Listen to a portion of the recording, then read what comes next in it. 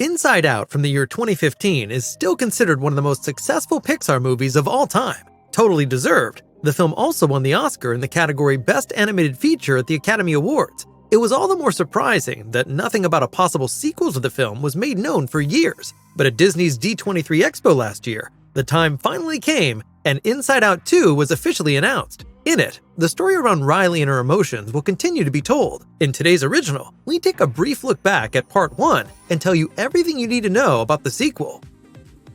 Let's take another quick look at what the first movie was actually about. We experience the birth of Riley and the start of her emotion headquarters. From now on, the emotions joy, sadness, fear, anger, and disgust work together to take responsibility for Riley's actions and save her memories. The really important memories are stored as core memories, which form Riley's personality.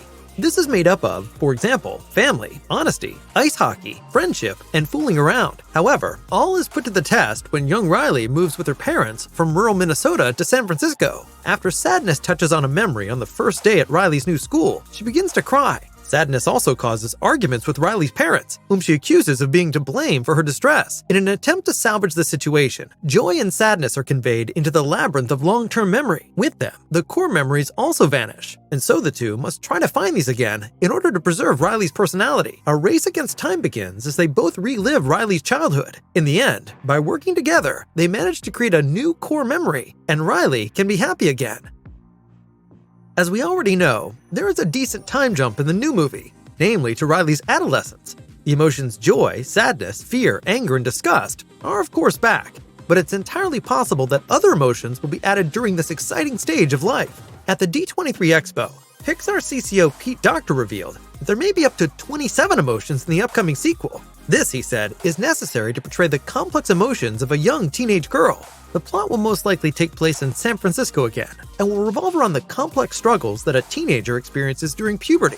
Many viewers will be able to identify themselves with topics such as self-doubt, physical transformation, as well as the first butterflies in their tummies. So, it may well be that we will witness how the emotions have to cope when Riley is rejected for the first time or hurt by her crush. Perhaps it's also Riley who's upsetting someone else and can't really handle it herself. Nevertheless, the movie will certainly be aimed at a broader audience again, even though the first film was about the emotions of a child. For example, the connections between feelings, memories, and behavior were universally relevant. If the creators put as much passion and excitement into it again, the years-long wait for a sequel will definitely pay off.